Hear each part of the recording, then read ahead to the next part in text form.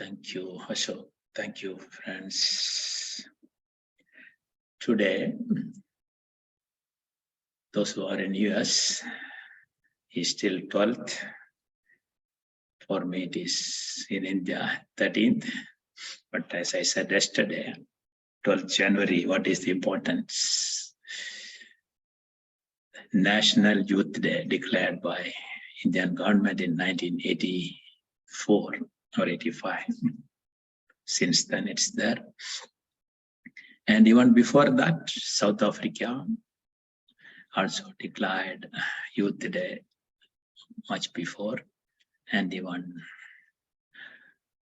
1985 was declared as Youth Year by even UN. And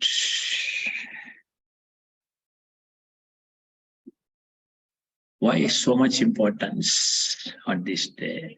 Swami Vivekananda, those who have heard of him, read his biography, heard his speeches or quotation, something from somebody, definitely know the value. A young monk. So before today, I would like to reflect upon that rather than talking anything else. I'm unable to resist, because just thinking of him, the vibration is something different. For me, as an individual, like the normal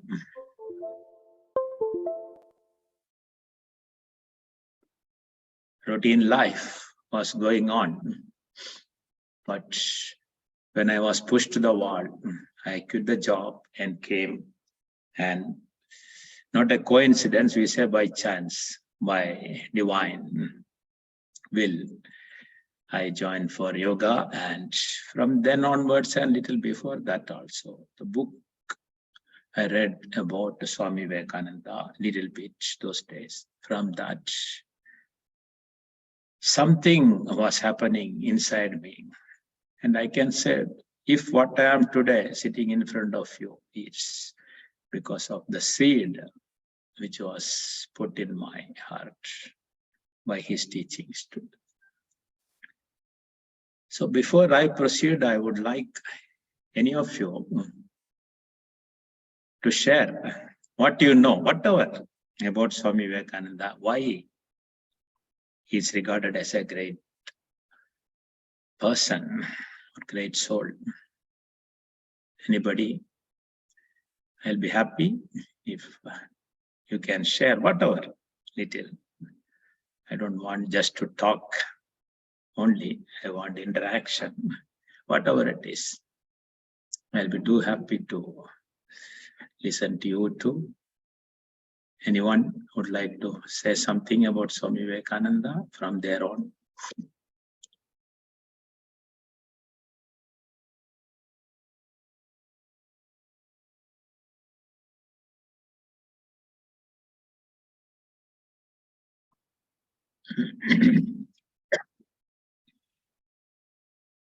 Okay, you may share in the end, then let me proceed. See, for me, I became a yoga teacher, and whatever we talk about spirituality and all that, through that only, that was my starting point. And I learned yoga from Vivekananda Kendra, Bangalore, India, which was started by none other than Dr. Nagendra Ji, a NASA ISRO scientist, who is my living Vivekananda even now. Motivation. See, Nagendra Ji went to Kanyakumari, Cape Comorin, we call in English, south tip of India, where both oceans meet, three oceans rather, Arabian, Bengal, Bay of Bengal, and the main Mahasamudra, three. So there, of course, Vivekananda Rock, it is called. Today, there is a Vivekananda Center there established. So where he went, he got motivated from the meditation. Then he started Vivekananda Kendra. That is how he came. Then onwards, I've been listening and reading about Swami Vivekananda and his teachings. So that one sentence is serve man, serve God. This is what attracted me more than anything else. As a novice, I did not know much about spirituality or anything like anyone else. From a poor family background, financially or otherwise, no background, no teaching, nothing, just. And this, I always remember this, what Vivekananda proclaimed. Each soul is potentially divine. Our goal is to manifest the divinity within by controlling nature, external and internal. Do this either by work or worship or psychic control or philosophy, by one or more, or all of this, and be free. This is what he said. This is the whole of religion. Doctrines or dogmas or rituals or books or temples or forms are but secondary details. This is what he said. So this just went into my head. That is how I started reading, learning, listening to masters. And all the four types of yoga, what he meant by, worship, bhakti yoga, psychic control, jnana yoga, philosophy, psychic control, again, Raja Yoga, and work, karma yoga. Karma should become karma yoga. So he said any combination, any one or more or all. So what does it mean? So that I started contemplating. So when you reflect upon whatever he talked and taught, and followed by many masters today, it gives us a lot of inspiration. So I want to only share a little. So yesterday I've been just a small book came on my hand when I was looking at the bookshelf. Nowadays I hardly read. A small book came. So from that I was just reflecting in the night before sleep. From that I would like to quote a little. Most of you may be knowing about his biography, so I'm not going in detail about that. But how the transformation took place in him. See, those who are in US or in India, how he became globally famous, internationally known, was when he attended the Parliament of Religion. The Chicago speech, it is called, in 1893. So why it electrified the world was the first sentence he uttered, unlike others. Today, you know how people will address any forums, but he was different. He started with, my dear sisters and brothers of America. This cannot be explained. When I read itself, the vibration is so much, the entire audience, people representing their own religions from their country were all there. Everyone just stood up because for the first time they heard a man who could really touch the heart. No formality, nothing. From his heart, he just wrote. So they could see like a rising sun in him straight away. Rest is history. So I just, you can go through his great works of Vivekananda. So many books are there. You can go through, but it all takes time. Those who have time must go through. Only one or two I have read years ago. But what is it? Serve man, serve God. That. So God is not different. Serving man itself is serving God. And Tyaga and Seva, all his words, it was not just words, but his feeling for the people, for the downtrodden, for the suffering. Like Buddha said, suffering is the root cause. How to do? He talked and he was giving wisdom. But here, Vivekananda was a different, who was just a Narendranath before. And he did not formally join, unlike today's monkhood and all that. He is the person who started the Ramakrishna mission today. Widely known all over the world for their service. Today we have so many Lions Club and so many other clubs talking about service, helping poor. Yes, little bit everywhere. Similar, so many clubs are there, so many things are done by good people, no doubt. But most of the places, I have experienced 45, 50 years back itself, was one of the founder members of Lions Club in a small place here when I was working. But everywhere, what we found, everywhere, people were interested in their own ego, status, name, fame, more than other thing. Other thing was just, okay, service was not the end, not the goal. But there was inner need for recognition, etc. But Swami Vivekananda was really, really concerned about the people at that time. In India, poverty, the masses, and India means not the small India. Then he never thought of like that, the boundary also, even East Bengal, all he was talking about. So what I can do for that? So how he got all this inspiration subsequently? Of course, you know how he went to Ramakrishna Paramahamsa.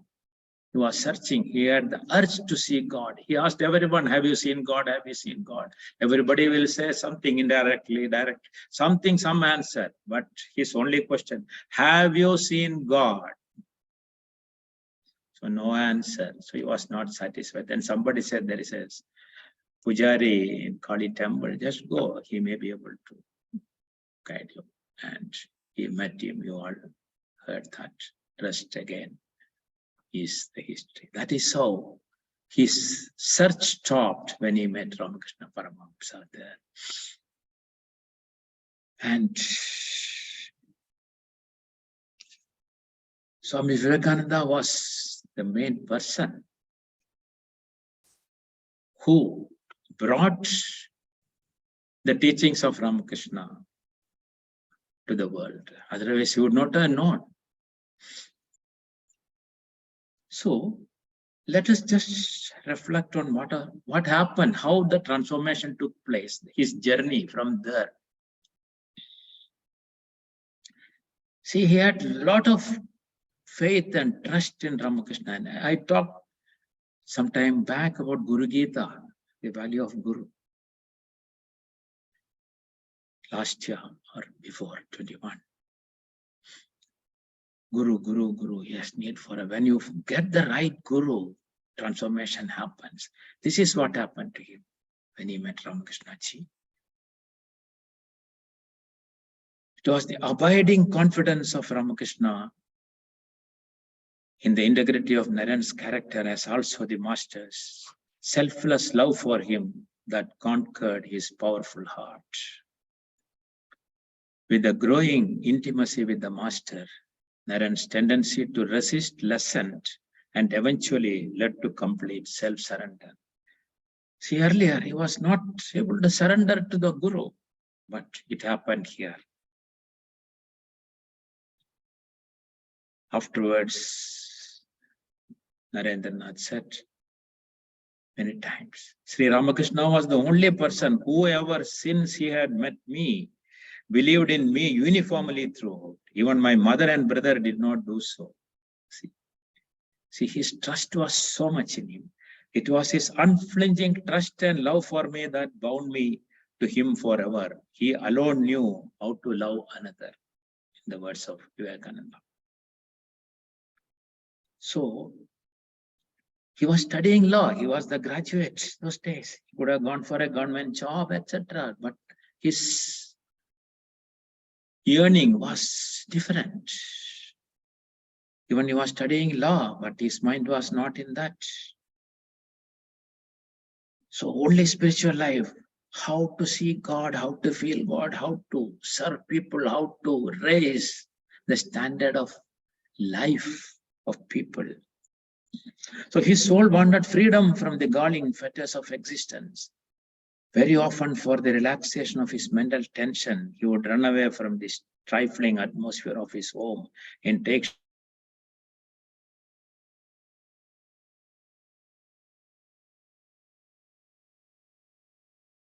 soul were fully visible to the spiritually illumined vision of Sri Ramakrishna, who with infinite love and patience began to train him.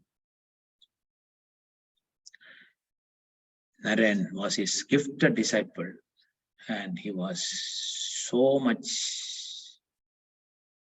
brilliant, and his enthusiasm was unparalleled. And he has been Sravana, Manana, Nididhyasana, we say, so much dedication. He was the readiest among the disciples in arriving at the true spirit of Master's pregnant gospel. Now, I would like to say a few instances of his living there, which will definitely help us in understanding ourselves better. One instance will suffice, in fact. One day, sometime during the year 1884, Sri Ramakrishna was seated in his room at Dakshineshwara, surrounded by his disciples. The conversation drifted to the Vaishnava religion.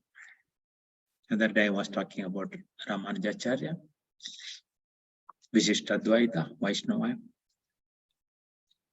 The master gave the gist of the belief of some of its followers and finished saying, the Vaishnavas, right? This religion enjoins upon its followers the practice of three things: relish for the name of God, compassion for all living creatures, and service to the Vaishnavas. Vaishnavas means the devotees of the God. Hardly had he uttered these words when he fell into Samadhi, Ramakrishna. After a while, he came to a semi-conscious state of mind and said to himself, compassion for creatures, compassion for creatures. Thou fool, an insignificant worm crawling on earth, thou to show compassion to others? Who art thou to show compassion? No, it cannot be. It is not compassion for others, but rather service to man, recognizing him to be the veritable manifestation of God. This was the utterance of Ramakrishna. Everyone present there, no doubt, heard those words of Ramakrishna, but none but Naren could gauge their meaning. When Naren left the room, he said to others, what a strange light have I discovered in those wonderful words of the Master. How beautifully has he reconciled the ideal of bhakti, devotion, with the knowledge, the Vedanta, non-dualism. I have understood from these words of wisdom that the ideal of Vedanta lived by the recluse outside the pale of society can be practiced even from earth and home and applied to all our daily schemes of life. Whatever may be the vocation of a man, let him understand and realize that it is God alone who has manifested himself as the world and created beings. He is both immanent and transcendent. It is he who had become all diverse creatures, objects of our love, and yet he is beyond all these. Such realization of divinity in humanity leaves no room for egotism. By realizing it, a man cannot have any jealousy or pity for any other being. Service of man, knowing him to be the manifestation of God, purifies the heart, and in no time, such an aspirant realizes himself as part and parcel of God, existence, knowledge, bliss, absolute. However, if it be the will of the Lord, the day will soon come when I shall proclaim this grand truth before the world at large. I shall make it the common property of all, the wise and the fool, the rich and the poor, the Brahmin and the Pariah. In the fullness of time, this high-souled desire of Narendranath came to be fulfilled to the letter and spirit. He proclaimed unto humanity this splendid ideal of service based on knowledge, which he received as a sacred legacy from his master in the serene peace of Dakshineshwar.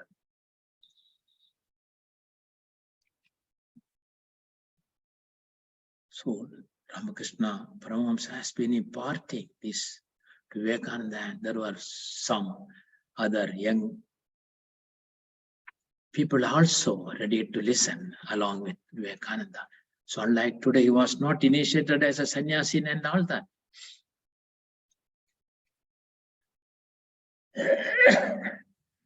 But Narendra was their leader. He became by listening and practicing whatever Ramakrishna Paramahamsa has been teaching. One day, the master expressly commissioned him to look after the young devotees, saying, I leave them to your care. See that they practice spiritual exercises even after my passing away, and that they do not return home. This is Swamiji's instruction to Narendra. Another day, in preparation for the prospective monastic life, the master commanded the young boys to beg their food from door to door as monks do. The food which they collected in this manner was cooked in the garden and offered to the master, who was overjoyed. The master knew that soon these young boys would put on the ochre robe of renunciation and go forth in quest of God, begging what food was necessary from householders. The master himself initiated them as monks, thus fulfilling their heart's desire. Now we come to the greatest moment of Narayan's sadhana, the very crest and glory of his spiritual realizations. Narayan was pining for a vision of the absolute, like most of us. He prayed to feel divinity, to lose the eye in the vastness of consciousness, which is beyond thought, was Narendranath's intense desire. Long did he pray to Sri Ramakrishna for this realization. One evening, however, it came unexpectedly. This is how the God's will happen through a master if you have that urge. We don't have to do any circus for that. The trust in God, trust in Guru, trust in ourselves. As he was meditating, he lost all body consciousness and his mind plunged into the super-conscious state. It was a state of nirvikalpa samadhi. Referring to this incident, Sri Ramakrishna said afterwards, I have prayed that the Divine Mother may keep this realization of the absolute veil from Narayan. There is much work to be done by him, but this veil is so very thin that it may give way at any time. It was because of Narayan's intense desire to realize the absolute Brahman that Sri Ramakrishna decided to give that experience to him. But the master had no intention of permitting him to stay there, since much work was waiting for Narendranath. 3 or 4 days before his passing away, Sri Ramakrishna called Narendra near and actually commissioned him for future work. Work is worship. That was his goal. It was on August 16, 1886, that Sri Ramakrishna passed away, leaving his disciples in deep gloom. After the death of the master, Narayan began to organize these disciples into a monastic brotherhood. He went to the homes of those boys who had resumed their studies and by a whirlwind of enthusiasm tried to induce them to return to Barangor, where the first monastery of Ramakrishna order was started. Once at the monastery, they could not resist the spiritual impetus of Narayan's songs and thrilling conversations. So we can motivate like that. One by one, the young disciples joined together and ultimately branded themselves into a holy brotherhood under the inspiring leadership of Narendra. Narayan always spurred them on to burning renunciation and intense devotion. Hours were also consumed in the study of philosophy, both Eastern and Western, to intensify their struggle for the realization of the highest truth.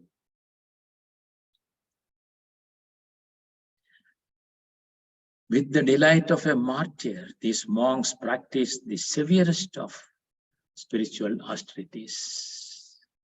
And the world had no meaning for them at that time. Sometime during this period, they performed the sacred Viraja ceremony and formally took the vows of lifelong celibacy and poverty, dedicating their lives to the realization of God.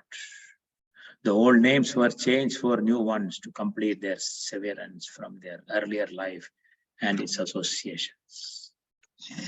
From the mundane life to this monkhood. The youngsters, they were all in 20s and below. It was the inspiration of Narendranath. Then, soon a tendency to embrace a wandering life, according to the traditions of monks, was most irresistibly felt by the most of these young monks. Narayan, in spite of his anxiety to maintain the ties of uniting the brotherhood, was himself tormented with the same desire to strike out into the unknown parts of the monk's life and to lose himself in the silence of the wild, under the wide canopy of heavens. Narayan resisted the call to flight for 2 years. And apart from his short visit to some neighboring places, he practically remained at Barangor until 1888. But he was determined to break away from the monastery to test his own strength, to gather experience of new life, to make himself absolutely fearless, abhihi, fearless courage. And at the same time to force his brother disciples to learn self-reliance and to stand alone. He therefore suddenly left Calcutta in 88 and went to Varanasi, Ayodhya, Lucknow, Agra, Brindavan, Hathras, and Himalayas. At the railway station of Hathras, he quite unintentionally made Sharat Chandra Gupta the station master, his disciple, who afterwards took the name of Sadananda. See, at a young age, he could convert. Sharat Chandra, without a moment's hesitation, left his hearth and home and followed the Swami gladly in his itinerary through the hills. For some time, both were lost in the silence of Himalayas and were almost dead to the outside world. But physical hardship and severe spiritual austerities and undermined their health. Their determination was there, but it was affecting their health. No convenience like today for them. They had to walk on food, bus, train, some places, and Himalayas, nothing. So they had to come back to the monastery after experiencing a lot of experiences in real life. Again, of course, he went different places he started.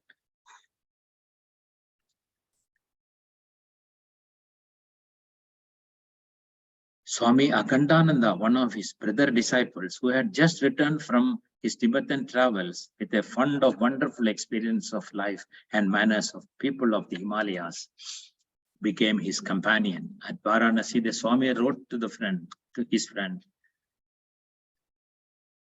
Pramadadas Mitra, a great Sanskrit scholar, I am going away, but I shall never come back until I can burst on society like a bomb and make it follow me like a dog. From the moment he left Calcutta, he was happy. The solitude, the village air, the sight of new places, the meeting with new people and getting rid of old impressions and worry delighted him. When they reached the Himalayas, the splendid scenery with its with its waterfalls, streams, wild forest, and its serenity and quietude, and above all, its invigorating atmosphere, buoyed up the spirit of Swami, and the occasional glimpses of eternal snows filled his heart with unspeakable emotion and joy. They wanted to go to Kedarnath and Badrikasrama, but they had to give up. The road was closed. It happened for me also 10 years back. It happened. I booked, but I couldn't go. But that's why will of God will prevail. When it has to happen, it will happen. By February 1891, Swami finally became a solitary monk and began his historic wandering of 2 years through India. He wandered free from any plan, constantly with the thought of God in his mind. The Swami, in the course of his pilgrimage around India, met with all sorts and conditions of men and found himself today a despised beggar, sheltered by pariahs, or a brother of the oppressed, identifying himself in keen sympathy with their misery, and tomorrow a guest of the princess, conversing on equal terms with prime ministers and maharajas, and probing the luxury of the great, and awakening care of the public weal in their torpid hearts. So he could meet all. He was the equanimity yoga, we say, he was comfortable with both the poor and the rich. First he visited Rajputana, the land of heroes, where he met some of the most enlightened princes of the day. While at Alwar, the Swami had a very interesting discussion with Prince Mangal Singh. See, we had a lot of kings. Hardly we knew in our history, unfortunately. The Maharaja asked the Swami, well, I have no faith in idol worship. Please listen, dear friends. I cannot worship. Prince Mangal Singh is talking to Narendra. Maharaja asked the Swami, well, I have no faith in idol worship. I cannot worship wood, earth, stone, or metal like other people. Does this mean that I shall fare worse than in the life hereafter, worse than others?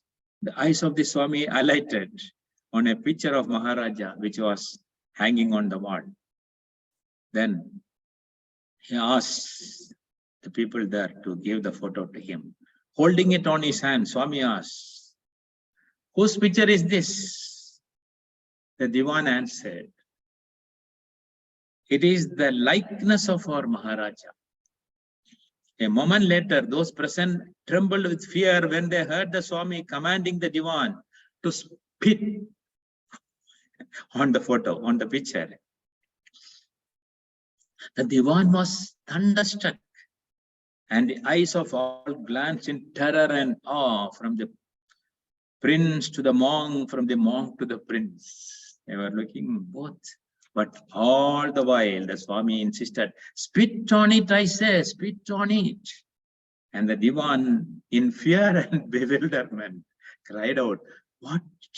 Swamiji, what are you asking me to do? This is the likeness of our Maharaja. How can I do such a thing? Swamiji said, be it so, but the Maharaja is not bodily present in this photograph. This is only a piece of paper. It does not contain his bones and flesh and blood. It does not speak or behave or move in any way as does Maharaja. And yet, all of you refuse to spit on it because you see in this photo the shadow of the Maharaja's form. Indeed, in spitting upon the photo, you feel that you insult your master, the prince himself, right? Then turning to the Maharaja, he continued, see, your highness, though this is not you in one sense, in another sense it is you. That was why your devoted servants were so perplexed when I asked them to spit upon it. It was a shadow of you. It brings you into their minds. One glance at it makes them see you in it. Therefore, they look upon it with as much respect as they do upon your own person. Thus, it is with the devotees who worship stone and metal images of gods and goddesses. It is because an image brings to their minds their Ishta Devata. Ishta means chosen deity. or some special form and attribute of the divinity, and helps them to concentrate that the devotees worship God in an image. Like a Swami Vivekananda's photo itself, how inspiring, how our emotion is raised now. So they do not worship the stone or the metal as such. Everyone, O Maharaja, is worshipping the same one God who is the Supreme Spirit, the soul of pure knowledge. And God appears to all according to their understanding and their representation of Him. The Maharaja, who had been listening attentively all this time, said with folded hands, Swamiji, I must admit that according to the light you have thrown upon image worship, I had never yet met anyone who had worshipped stone or wood or metal. Heretofore, I did not understand its meaning. You have opened my eyes. So what a lesson we have to learn today. What more? Where we can explain to the youngsters today why you worship a tree, a stone, a dog, a monkey, a cow. It's all in the emotion, the understanding. This is but one of the numerous instances to show what illuminating discourses the Swami had in course of his tour with men of learning and influence, and how with his characteristic frankness and boldness, he told all whatever he felt to be true and proper in the inmost core of his heart. Another instance I want to highlight. So many are there. Just before the Swami's departure for the West, the Maharaja of Khetri, another Maharaja, who had already become his initiated disciple, accompanied Swamiji as far as Jaipur. On this occasion, the Maharaja was being entertained one evening with music by a Nauch girl. You know, in palaces and all that, dance and music will be there. So it was happening, music was there by a cute girl. The Swami was in his own tent when the music commenced. The Maharaja sent a message to Swami asking him to come and join the party. Today also we do rock music and party, yes, but we have to learn in that also something beyond that, what is happening. The inside, what is happening. Inner core. Swami sent word in return that as a sannyasin, he could not comply with such a request. The singer was deeply grieved when she heard this. She was hurt when she heard that the young Swami is not coming to listen to her music. So she sang in reply,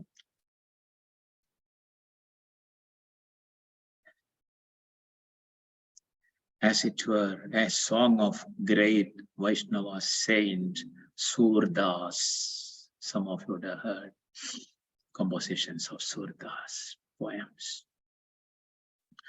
Through the still evening air, to the accompaniment of music, the girl's melodious voice ascended to the ears of Swamiji.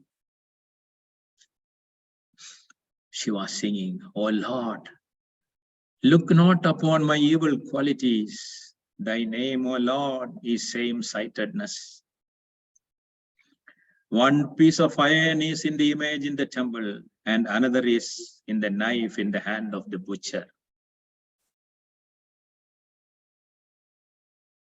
But when they touch the philosopher's stone, both alike turn to gold. So, O Lord, look not upon my evil qualities. One drop of water is in the sacred Jamuna, and another is found in the ditch by the roadside. But when they fall into the Ganga, both alike become holy. When they fall into the Ganga, both alike become holy.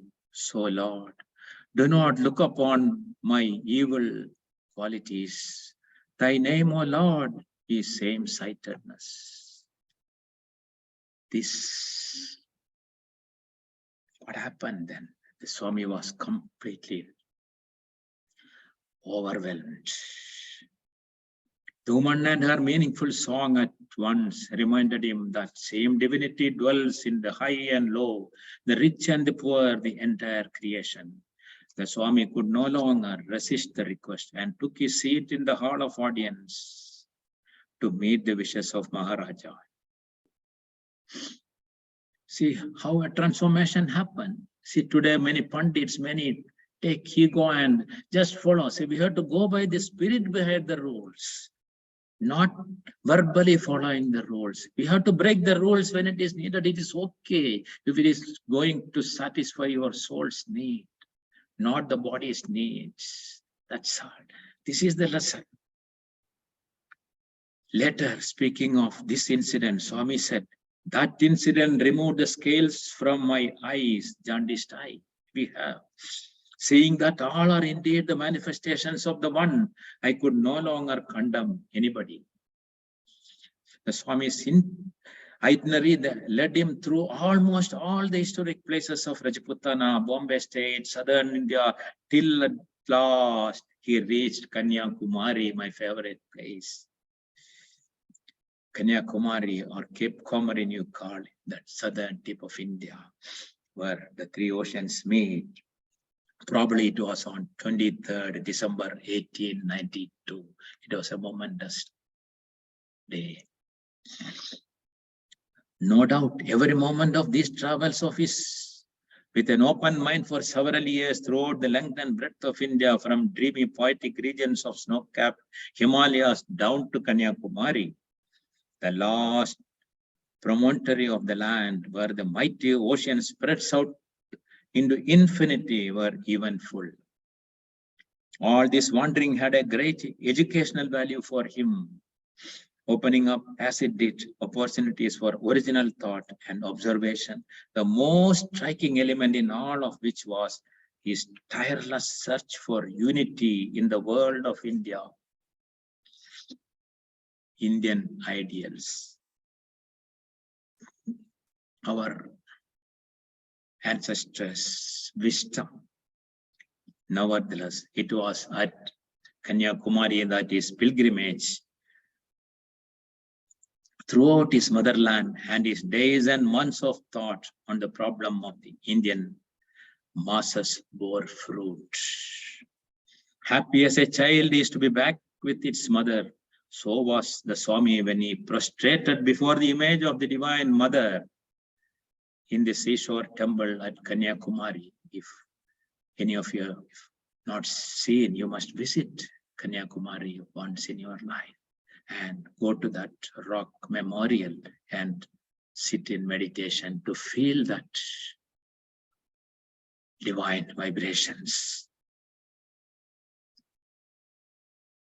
After worshipping the mother, he swam across some 2 furlongs of the shark-infested ocean and reached the farther of the 2 rocks that form the southernmost extremity of India. Over the 3 days he sat there, he was in a long and deep meditation. Swami himself has told of the thoughts that moved through his mind during that period. He saw, as it were, the whole of India, her past, present, and future, her centuries of greatness and all her centuries of degradation subsequently. He saw that it was not religion that was the cause of India's downfall, but on the contrary, the fact that her true religion, the very life and breath of her individuality, was scarcely to be found. And he knew that her only hope was a renaissance of the Renaissance, we say, of the lost spiritual culture of ancient rishis, Rishi Parambaras. His mind encompassing both the roots and the ramifications of India's problem, and his heart suffering for his country's downtrodden, poverty-stricken masses, he hit, as he later wrote, upon a plan. This is how we started. We are so many sannyasins wandering about and teaching the people metaphysics.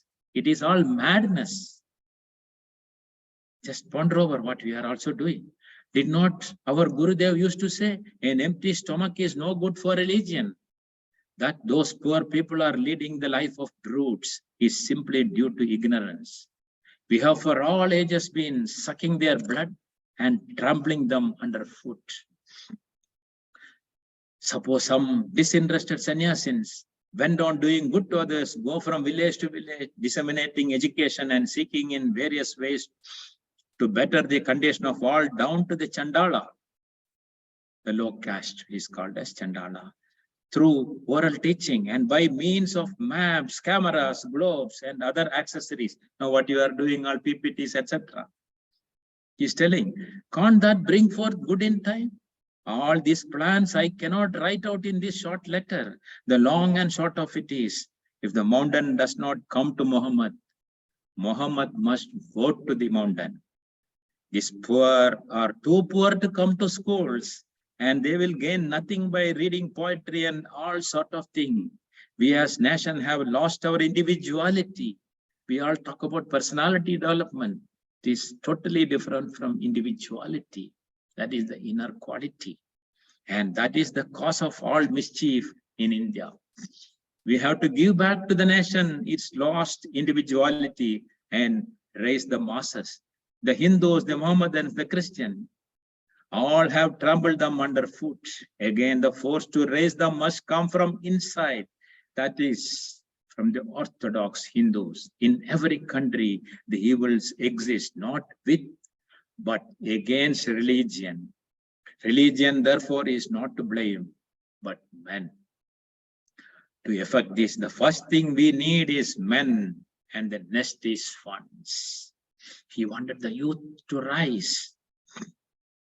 And that is why in the presence of the Maharaja of Mysore, again, the Swami burst forth into an eloquent description of what he was prompting him to, what was prompting him to go to the West. He wanted to go to West, that thought started coming. He told the Maharaja he intended to go to America to ask the West for the means to ameliorate the material conditions of India and to take to it in exchange the gospel of Vedanta, the wisdom of East and the sides of the West. He wanted merger. The Swami again spoke of the same mission when he met by chance two of his brother disciples, Swamis Brahmananda and Turiyananda, at Aburu train station. To them he said with a pathetic appeal, I have traveled all over India, but alas, it was agony to me, my brothers, to see with my own eyes the terrible poverty and misery of the masses, and I could not restrain my tears. It is now my firm conviction that it is futile to preach religion amongst them without first trying to remove their poverty and their suffering. It is for this reason, to find more means for the salvation of the poor of India, that I am now going to America. Of this meeting with the Swami at the above station, Swami Turiyananda said later on, I vividly remember some remarks made by Swamiji at that time. The accents and deep pathos with which they are uttered still ring in my ears. He said, Hari Bhai, I am still unable to understand anything of your so-called religion. Then with an expression of deep sorrow in his countenance and an intense emotion shaking his body, he placed his hand on his heart and added, but my heart has expanded very much and I have learned to feel, believe me, I feel intensely indeed. His voice was choked with feeling. He could say no more. For a time, profound silence reigned and tears rolled down his cheeks. In telling of this incident, Swami Turiyananda was also overcome with deep emotion. With a heavy sigh, he said, can you imagine what passed through my mind on hearing the Swami speak thus? Are not these, I thought, the very words and feelings of Buddha? I could clearly perceive that sufferings of humanity were pulsating in the heart of Swamiji. His heart was a huge cauldron in which the sufferings of mankind were being made into a healing balm. Nobody could understand Vivekananda unless he saw at least a fraction of the volcanic feelings which were in him. The Swami next journeyed from Kanyakumari to Rameshwaram. during the last days of 1892, and from there to Madras at the beginning of 1893. From the day of his arrival there, he was besieged with numerous visitors, and he seemed to be on the road to public recognition. It was in Madras that the message of Master gained a ready acceptance, and a brilliant group of enthusiastic young men became his ardent adherents. It was here that his intention to attend the Parliament of Religions took a definite shape during the months of March and April 1893. The disciples, he was just 30. The disciples of Swami took active steps to raise requisite funds for this purpose. But before leaving for America, the Swami had to visit Khetri at the earnest importunities of the Maharaja, his disciple. It was at the court of Maharaja of Khetri that the Swami, at the Maharaja's request, assumed the name of Vivekananda. Until then, he was known as just Narendranath, Naren, that's all. Brother. But he had to assume the name Vivekananda. Viveka, Ananda, embodiment of bliss and knowledge. Viveka, knowledge. Ananda, bliss absolute, by which he was to be known in future. Then he sailed from Bombay on May 31, 1893, a memorable day for India. 31 May 1893. Now from the old world to the new, his journey. So he started. Swami Vivekananda went by way of Ceylon, Penang, Singapore, Hong Kong, and then visited Canton and Nagasaki. From there, he went by land to Yokohama, seeing Osaka, Kyoto, and Tokyo. The Swami gradually accustomed himself to the life on board the ship.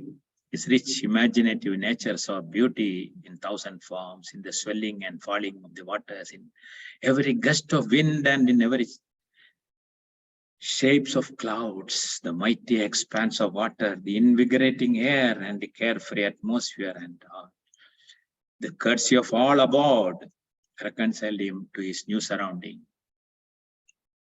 And this voyage provided him unique opportunity to gather new experiences and study the life and traditions of the people he came in contact with at different places. He was much impressed at the sight of the various remains of Indian religious influences in Chinese and Japanese temples. In China, he found to his amazement Sanskrit manuscripts, and in Japan, Sanskrit mantras written in old Bengali script. Everywhere in China and Japan, his attention was attracted by all that might confirm his hypothesis alike of the religious influence of ancient India over the empire of the Far East and of the spiritual unity of Asia. From Yokohama, the ship sailed on to Vancouver.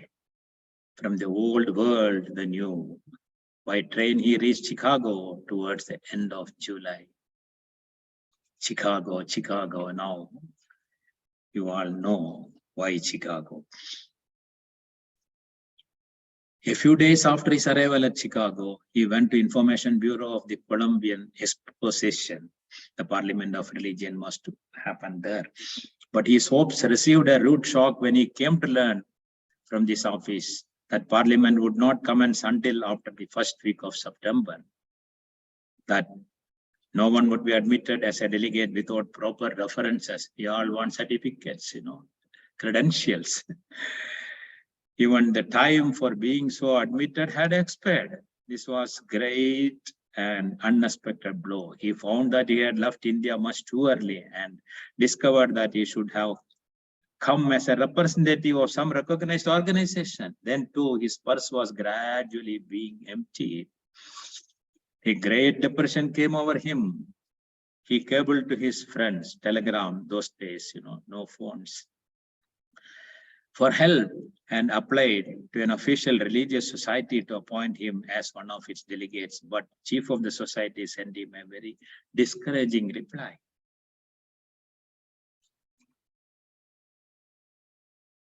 Then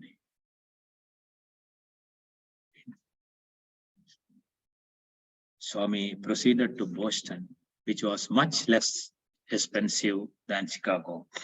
In the train from Vancouver, he had made his first American friend, a rich lady from Massachusetts, who, struck by his noble personality and illuminating talks, gladly asked him to stay in her house. She introduced him to Professor J.H. Wright of the Greek department in Harvard University. The Swami discussed all manner of subjects with the learned professor for 4 hours. The professor became so deeply impressed with his rare ability that he insisted that he should represent Hinduism in the parliament, saying, "This is the only way you can be introduced to the nation at large." The Swami explained his difficulties and said he had no credentials. Professor Wright, recognizing his genius, said, "To ask you, Swami, for your credentials is like asking the sun to state its right to shine." The professor wrote at once to his friend, Dr. Barrows, the chairman of the committee, on the selection of delegates, stating, "Here is a man who is more learned than all of our learned professors put together."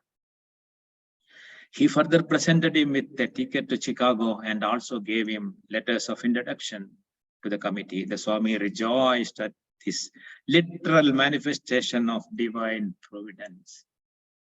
This is what we should understand, my dear friends. The providence, the divine will always will prevail when we are just connecting to the source within. But on his arrival at the Chicago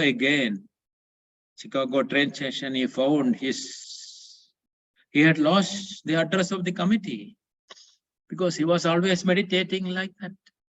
He go to meditative state, samadhis. So this paper was lost.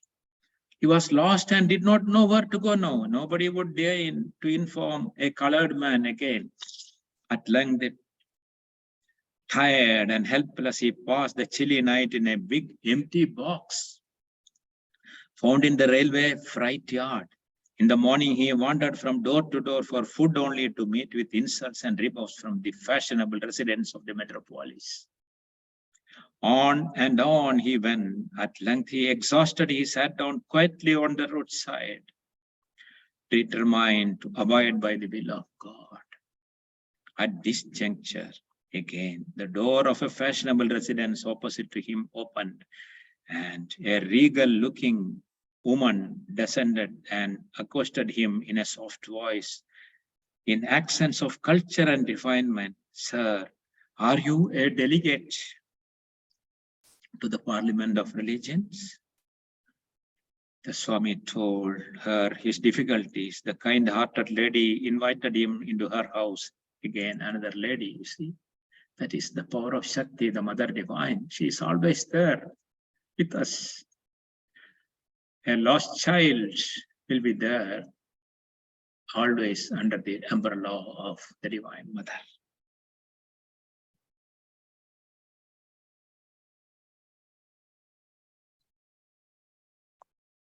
And promised him that after breakfast, she herself would accompany him to the offices of Parliament of Religion. Swami was grateful beyond words to his deliverer, Mrs. George W. Hale. From now on, the generous lady, her husband and children became his dearest friends. With Mrs. Hale or Hale, he called on the officers of the Parliament, gave his credentials, was gladly accepted as a delegate, and found himself lodged with the other Oriental delegates. He soon made acquaintance with many distinguished personages who were to attend the Parliament. In the grand circle of ecclesiastics that came and went in and about Chicago, he moved as one lost in rapture and prayer to the Master, whose mission he had come to fulfill in this distant part of the world. The wandering monk. Now the history starts. My dear friends, I'll take few more minutes. This itself is meditation. Nothing is lost if you don't close your eyes and meditate. But everything is lost if you don't live up to the voice of the great sages like Swami Vivekananda. That is the real meditation. As he said, meditation is not just sitting alone, but imbibing and expressing and transforming the lives of the needy. So on Monday, September 11, 1893, the first session of Parliament was opened in the Great Hall of Columbus, where were seated representatives of the religious beliefs of 1,200 millions of human race at that time population. In the center sat Cardinal Gibbons, the highest prelate of the Roman Catholic Church on the Western continent. On the right and left of him were gathered the Oriental delegates, Pratap Chandra Majumdar of Bengal and Nagarkar of Bombay, who were representatives of the Brahmo Samaj, Dharmapala, who represented the Buddhists of Ceylon, Gandhi, a distant relation of Mahatma Gandhi, representing the Jains, and Mr. Chakraborty representing Theosophy with, you all know, Mrs. Annie Besant. She was also there. Among them was also seated Swami Vivekananda, who, with his noble bearing, bright countenance, and gorgeous apparel, drew the attention of the assembled thousands and soon became the cynosure of all eyes. Just visualize that scene. An ordinary boy from India, poor boy. Now he's in this, become the center of attraction because of the divine will. It was the first time that he had to speak before such an august assembly, and as the delegates presented one by one, had to announce themselves in public in brief speeches. The Swami let his turn go by hour after hour until the end of the day. He was just watching others, listening, Sravana and Manana. At length, in the late afternoon, when the chairman insisted, the Swami rose and bowed down to Saraswati, the goddess of learning. His face glowed like fire. His eyes surveyed a sweep the huge assembly before him. When he opened his lips, his speech was like a tongue of flame. Hardly had he pronounced the very simple opening words.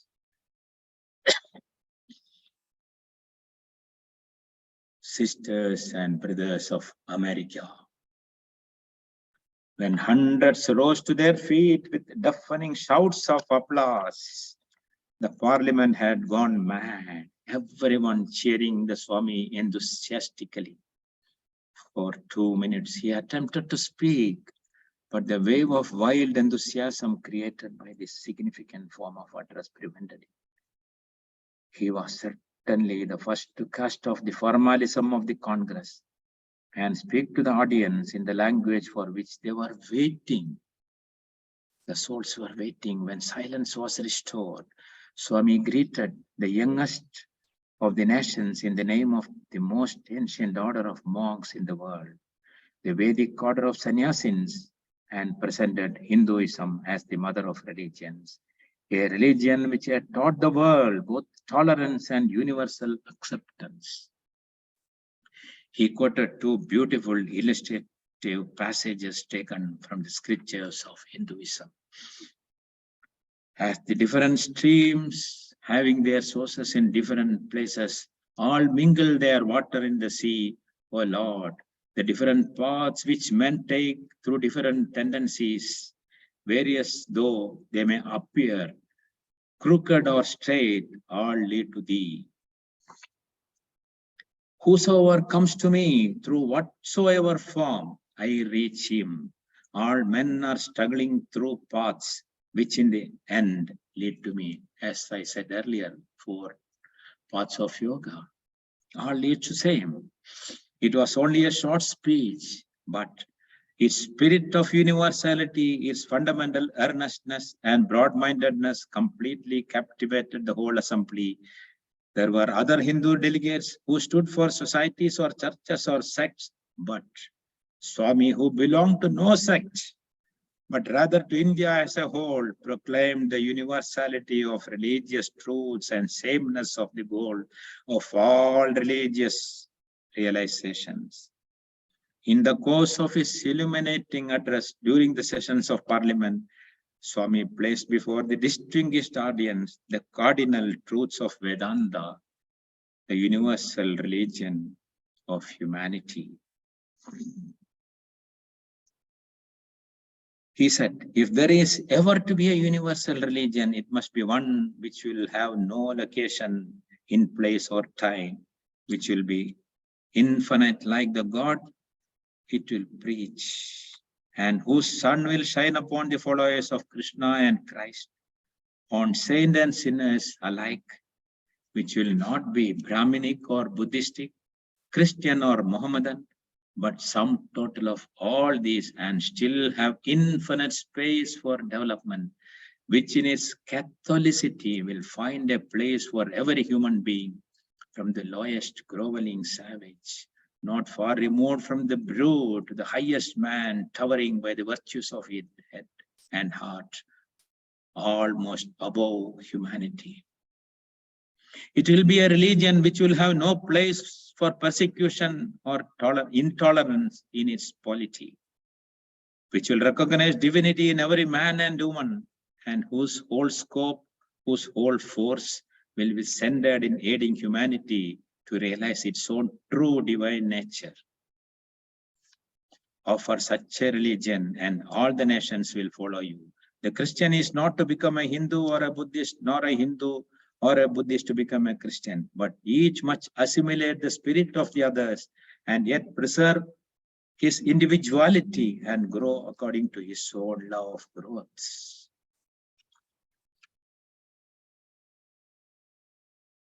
The Parliament of Religions, he concluded, had shown to the world that holiness, purity, and charity were not the exclusive possession of any church in the world, and that every system had produced men and women of the most exalted character.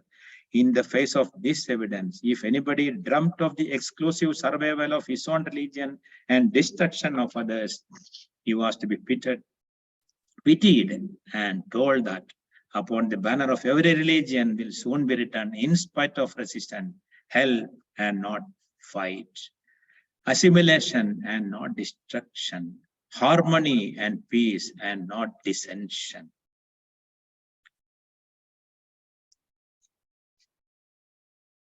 The unknown monk without titles and ties blossomed into a world figure and became the man of the hour. In fact, dear friends, I want to talk more, but time, we have to come to this existential reality. I have taken enough of your time. You all know more than me. Thank you very much for listening, giving your valuable time and listening to this great teachings of Swami Vivekananda, the noble young monk.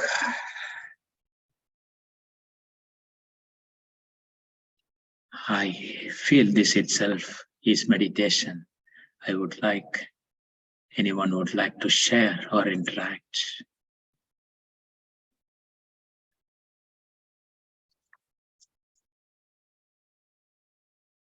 Openly, whatever you feel like, for the good of all. My dear brothers and sisters, as he rightly calls sisters and brothers of America today. Probably I'm addressing many in America, many in India, but all human beings. Please share your thoughts for the good of all. I'll be very happy.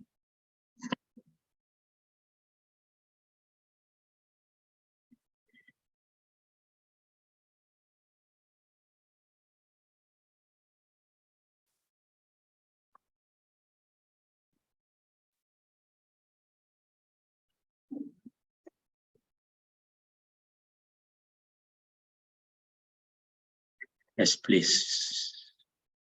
Upendra sir, you can unmute, or Ashok has to help, I don't know.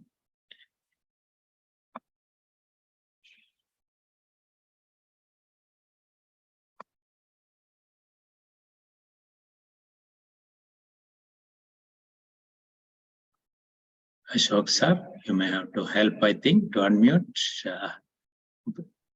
Yeah, thank you. Vishwan sir, thank you very much, and so inspiring. And I mean, there's not enough time to talk about Swami Vivekananda. I think, as you said, it's so inspiring, and a lot of the young people and old alike have to learn so much about the contributions and understand Vedanta.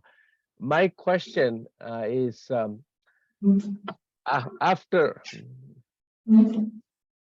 after Swami Vivekananda's visit and the impact of the Vedanta, how long you think it continued, and how do we continue that powerful message in this country, in the United States?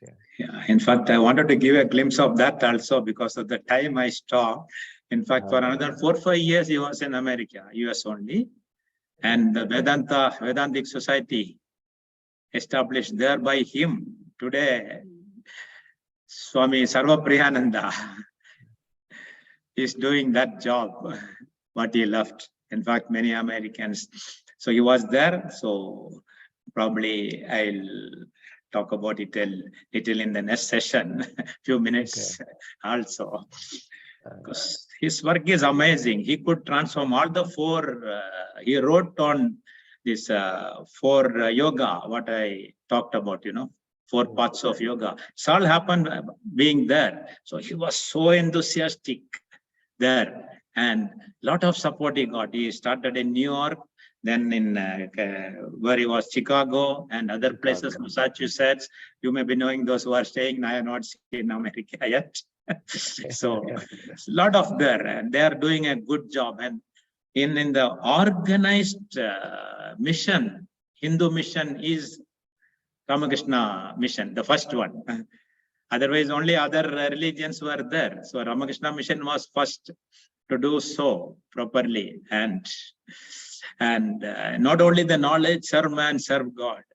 It is happening in many ways. Though Vedanta philosophy is there, but here it is not Advaita alone what people think of. Advaita means no God, and you are God, etc. No, but beyond that, what he taught. Yes, you are, but everyone is God. The God is inside you. But by talking of Aham Brahmasmi, Soham, Soham, Soham, chanting, we will achieve nothing. So this, he taught properly, and the essence of Vedanta and all the 4 yoga. In fact, I have not read many of his biography and writings, but these 4 yoga abridged, a small books only, all 100, 200 pages, published by Ramakrishna Ashram. Now it is Advaita Ashrama.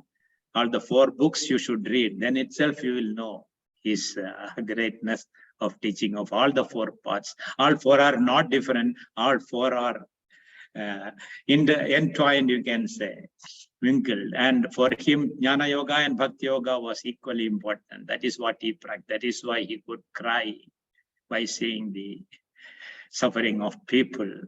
All Jnanis may not. They will only talk about Vedanta, but certainly it has him. And he came back to India and he transformed.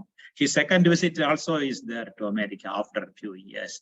And after all, he lived only from just 8-9 years only, his real work. But see, after 150 years, 130 years today, still we remember him, and his teachings is still happening in action. Thank you, sir, for sharing. I'm sure you can get more information from Vedantic Society, and you can do what you can and help other people who are looking for what can I do. Instead of earlier days, normally people say if anybody is asked to join a meditation or some society or some mission, what do I get out of it? But now that is changed in our mind. What can I do for this? So that change has happened because of his mission, I am certain. And I'm looking forward for the wisdom from everyone here. If I could just tickle somebody, I'll be most blessed. Thank you, thank you, thank you. Thank you, thank you. Thank you, Parameshwaran sir. Thank you so much. This is Swarna here. Beautiful, beautifully shared and read that book. What is that book name called, sir? In fact, I don't have a big book. I have read here and there. All that I could get on my hand yesterday was a small book of hardly a few pages, say 80, 90 pages or 100 pages. A short life of Swami Vivekananda. This is also Advaita Ashram. I always take reference of the pocket books only so that you can recall, Beautiful, sir. Yeah, you have read his journey from beginning to end, how he came into the spirituality and how much he believed, on universal energy. Yeah. It's so beautiful. Thank you so much, sir. Very humble gratitude to you for on this occasion, on this great occasion. We are fortunate to recollect his life and get some energies, arise, awake, and stop not until you reach the goal. You always say that proverb, and today I can see how much strength he had in that proverb. Thank you very much, sir. As always, you're inspired. Yes. Thank you. Welcome. Yes, Vindhya ji. Namaskaram, namaskaram. Parameshwaran sir, thank you very much. I was in some kind of, I don't know. Your voice is so hypnotizing, so beautiful. Thank you. Your emotions added to it. And I myself, I have these 7, 8 volumes of Vivekananda at home that my husband was always in awe with. Yeah, the complete works of Vivekananda. Yeah. Right? So and it's a very small print, and I used to read a little, and I read, but it never went. I mean, I was always inspired by Swami Vivekananda, but your every word was going in, and my dad was there sitting and listening, and I didn't even ask him, and I could see he didn't move, and I'm so we used to listen to Swami Chinmayananda, and I felt like your voice is like, from Kerala, maybe that tone. I was just very, very happy. Thank you. And I had visited with my dad when I was young in college, school time.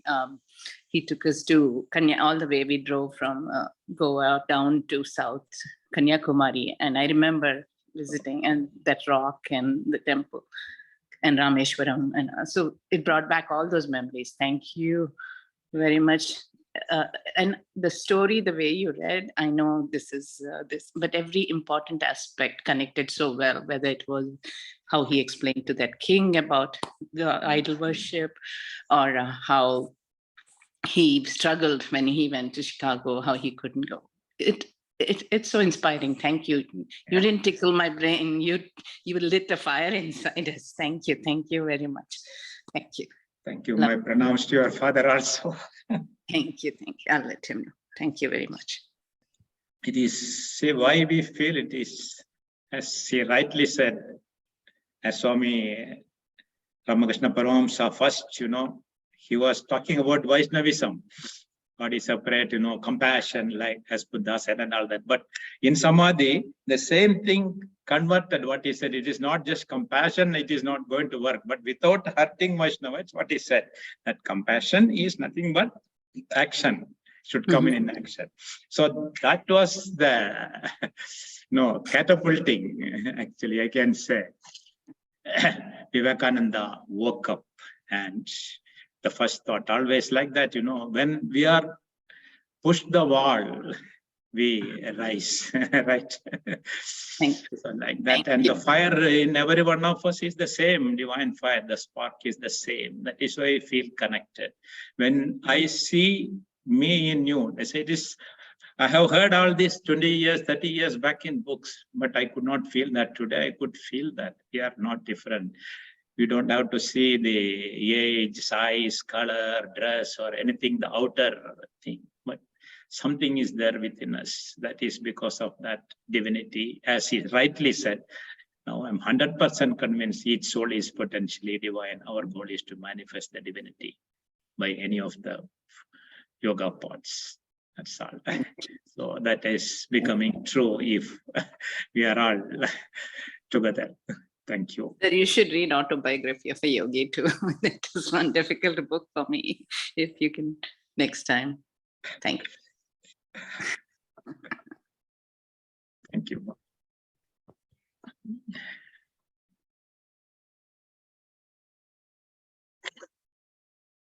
Yes, anyone else would like to share or please do so. You're open. Yes, you can unmute, or I think Ashok can unmute everybody so that anyone would like to.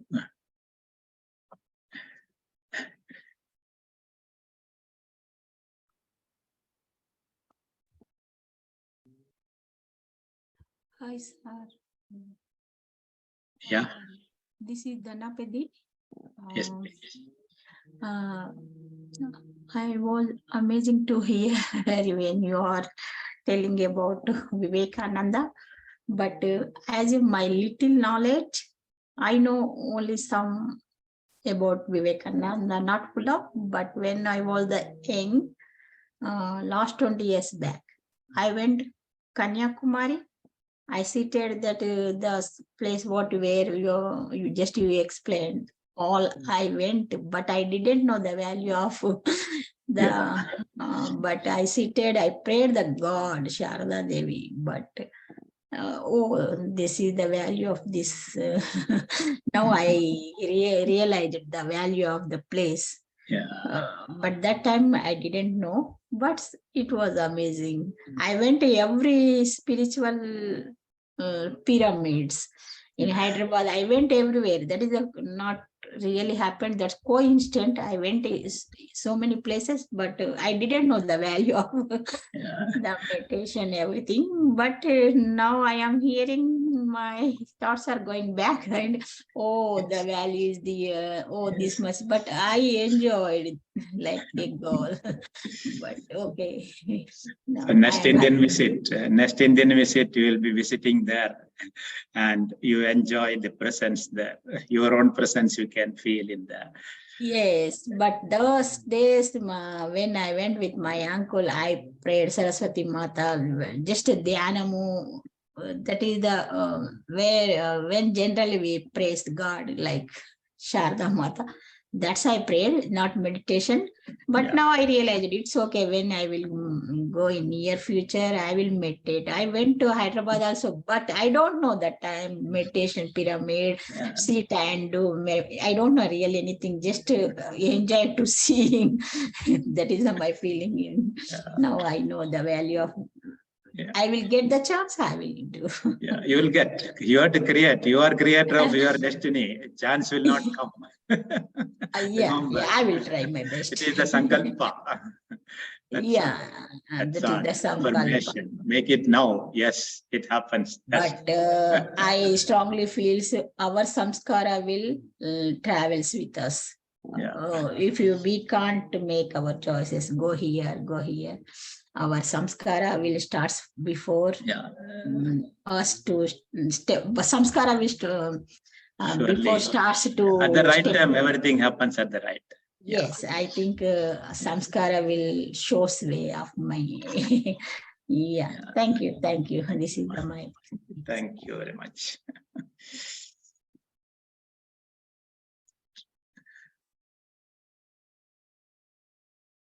Right. Okay, so if nobody is there,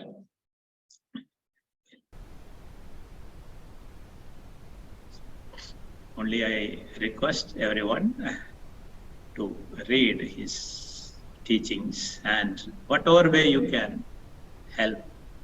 Those who are in US, you have Vedanta Society there, and in India there are even Vivekananda Kendra, Kanyakumari, Sarman Sargot. Still they are doing rural people, they are helping missionary work they are doing. Like that, many places it is happening. And Ramakrishna Ashram is doing a great job. They adopted particularly education, educating. See, people used to say, Chinese proverb, don't give a fish, teach him fishing. In fact, instead of using that, please use what Swami Vivekananda said. Don't give alms, teach them a trade. Use this, please, hereafter. Why should we use some quotations? Because we do not know what was told by our own masters. That will inspire. This is what he really practiced instead of just giving. So many have become self-sufficient because of that inspiration. The willpower. Right. So thank you all then. Ashok, I think we can close the sessions if no one is there to share anything more. Right. Tomorrow we'll have session as usual at the same time. And maybe, yeah, Monday, now it is coming, is Makara Sankranti, auspicious time.